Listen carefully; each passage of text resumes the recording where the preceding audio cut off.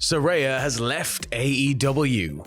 We've got title matches added to AEW Dynasty, and an ex-WWE talent has made a quiet AEW debut. Stay tuned for all the deets. So yesterday we got quite the shocking news update from the AEW side. Coming from Entertainment Weekly, they broke the news that Saraya would be parting ways with All Elite Wrestling. On the first episode of a brand new Rules Breaker podcast, which drops today, Saraya says, me and AEW's relationship has come to an end. I had an amazing time there. There's no bad blood between us. I had such a magical time. Thank you, AEW. Thank you to the AEW fans. I loved my effing time there. Tony's effing awesome.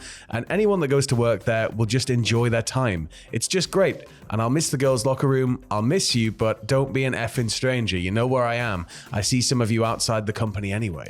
Yes, Saraya confirmed this also on Twitter. She said, it's mutual, but I love my time at AEW. And I had such a blast with the girls there. I'll hold a special place in my heart. Tony was great. AEW was great. I feel so lucky to be a part of this family for a couple of years. Here's to 2025. What the flip am I going to get myself into now? She then went and spoke to Busted Open Radio just hours after the departure was announced, sharing what led to her deciding to leave. She said, when I came into AEW, the thing that I wanted to do was just help build stuff. I didn't want to be the top dog or the face. What I wanted to do was put girls over. If that helped them in any way, that's all I wanted to do. And I feel like I was coming to the end of that. There wasn't very much left I could do. I don't think there was a place for me anymore in there. Yeah, she continued to say, I wasn't going to re-sign after September.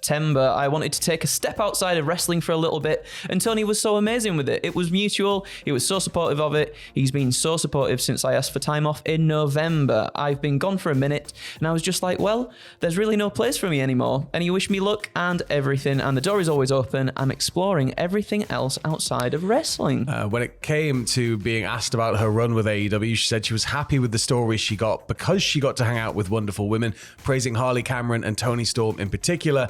She said the only regrets from her AEW run was not starting a program with Mercedes Moné, which both parties reportedly were up for doing, and not dropping the AEW Women's World title to Toni Storm. But she's happy the title eventually made its way to Toni. Yeah, so as she mentioned, she's exploring everything else outside of wrestling. Outside of wrestling, her endeavors include publicizing a new book, Hell in Boots. She's got several acting commitments and a new podcast on YouTube, as well as Sam mentioned earlier, Rule Breakers with Saraya, in which she plans to interview the rebels, the misfits, the ones who refuse to take the easy way out, in quotation marks right there. Early guests will include Harley Cameron, which is really cool. I'm excited about that one. Musician Hayes Warner. You've got Teen Mum star Kale Lowry, the comedians Brad Williams, and Joe Stapleton too. And then Fightful added, after all of this, she's still listed on the company's website, which is usually a good indication of somebody's contract status. The move also surprised almost everyone in AEW, as she'd only told a small number of people as of last week that the move was coming.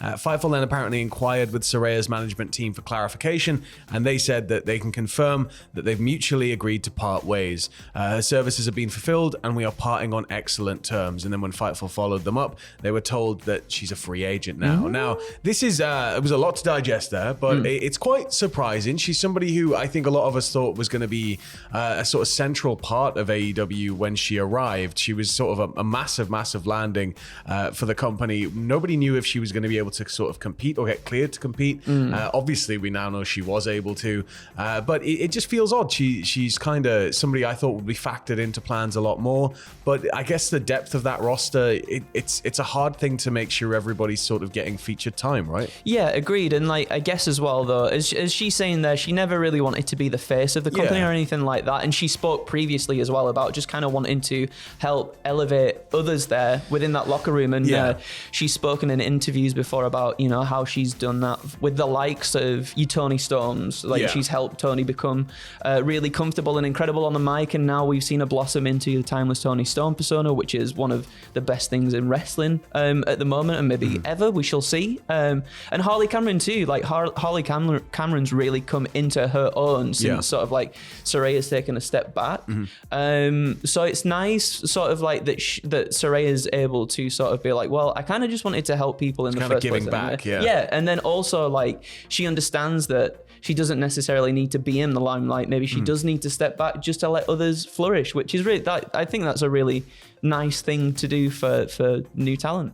Do you think that her wrestling days are done, though? I just don't think so. I don't know. I'm not sure. I mean, you can never say never. Yeah, never say never. I guess there might be a protracted break here while she explores other career opportunities. I'm sure she's got some acting stuff coming up as well. There's like loads of stuff on the horizon for her. But I feel like we will see her back in a ring at some point. The door being open always to AEW probably helps in that regard. But yeah, it's one of those where I feel like before long we might see her again, but it might take a little bit of time now because she does seem to be exploring much more outside of the sphere. And then if she does come back, it might not even be in a featured position, as she's been saying here. So yeah, it's going to be interesting because she was posting lyrics from a WWE theme as well the other day on Twitter too. So like wherever she ends up, I'm sure WWE would love to work with her again. So you got to imagine that maybe something in the wrestling sphere will come back knocking for Saraya at some point. But yeah, moving over toward AEW Dynasty though. Last night on Dynamite, Chris Jericho agreed to put his Ring of Honor Championship on the line against Bandito again,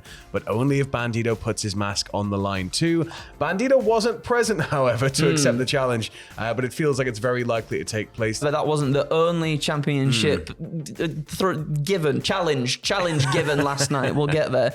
The AEW Trios Championships are going to be defended as well as the Death Riders combo of Claudio, Yuta, and Pac will defend against rated FTR, obviously, Cope, Dax Harwood, and Cash Wheeler. Now, the match was set up last night in a sit-down interview. You get Cope, you get FTR and Tony Schiavone, Dax Harwood trying to apologize for letting his emotions get the best of him, and then the three addressed the heated emotions from last week, and Dax insisted that he and Cash get back to chasing the tag team titles, but then it was kind of like alluded to, no, let's go after the trios titles instead, and a challenge was accepted by the Death Riders soon after. There's still a bit of there's contentious between Cope and Dax Harwood, so I wonder if something happens at Dynasty that maybe turns FDR heel.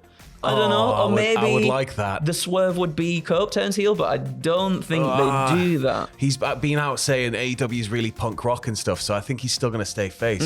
So it'd be nice to have FTR go on that little heelish run again. Yeah, I love that. I do enjoy them so much more as bad guys, but at the same time, I like the whole thing of, you know what's better than 2 belts? 3 belts. All the belts. All the belts. I think it's something as well that could help elevate the trios titles a little bit more. I think they often get forgotten about. They're just sort of like there, aren't they? So I think anything we can do to make these more central, if it does involve Cope being maybe stabbed in the back a little bit, it will kind of give it that little bit of glimmer, won't it? Agreed. So I'm all for Death Riders retaining just to continue watching everything burn, but I think these have got to probably jump at some point soon. I think so. I'm but you got wondering. Pac in there, man. You can't ever count against Pac. You can't ever count. He's a machine. Pac. It's true. But also confirmed for Dynasty so far, we've got AEW International Title match: Kenny Omega versus Ricochet versus Mike Bailey. We've got the Women's World Title being defended: Toni Storm against Megan Bayne, and we've got the World Title: Jon Moxley versus Swerve. And this has got to be the point where Swerve takes it, surely. Do you think? I don't know anymore, actually, because the spikes and the big press, and we've also kind of just sort of locked into Moxley anyway, so it wouldn't surprise me if Mox just retains. But we got to find somewhere to go with this though, because it's getting a bit spinning in circles. It is a little bit. I'm interested to see where it goes. If it's not Swerve, then who is it going to be? Well, Darby? Ospreay has made it clear he wants to go for the title at All In. Yes. But whether or not he's going to be in a position, storyline-wise, to challenge for that, I mean, it could be as easy as him just setting up a match toward the event. But I think, like, whoever dethrones Moxley, it's got to be a cemented kind of big victory. It would make sense to me for Swerve to do it, but at the same time, it'd be interesting if it was somebody all new. Yeah, I think so too. Oh, yeah. Give it to Ospreay. Give it to Ospreay. Ospreay versus Moxley. What kind of insanity are they going to get up to? Oh, it would be so good as well. But then, like, flipping off a cage onto a bed of nails. But if Swerve wins it, then Swerve versus Ospreay at All In as well, which is also just absolutely That's very nice. filthy. Yeah, it is. It is. Well, we also had a bit of a quiet debut last night, didn't we, Andrew, on AEW? Just in the background, not even center, not even featured, just there. And I'm sad that Ross isn't actually here to pop out from underneath the table, because he will be going Radio Rental this morning, and I'm sure he will be on the Cultaholic Wrestling podcast too. Yeah. It will be everywhere, let me tell you, because former NXT star come Tuesday, Mr. Von Wagner himself, he was at AEW last night. He made his AEW debut, acting as a security guard during the Powerhouse Hobbs and Mark Davis confrontation. However, there's no confirmation that Wagner is All Elite, or if this was just a one-off thing. It was Dynamite was in Minnesota, and that is where Von Wagner is from. And they often pull independent talents in order to be security in situations like this. He does feel like an odd star to put in that position, given that he is known to a lot of the audience. Exactly, but I think this is a good way to sort of like everybody's talking about it, so it's like, coach, get him in. Completely, he's going to have to be come Wednesday now, but you know,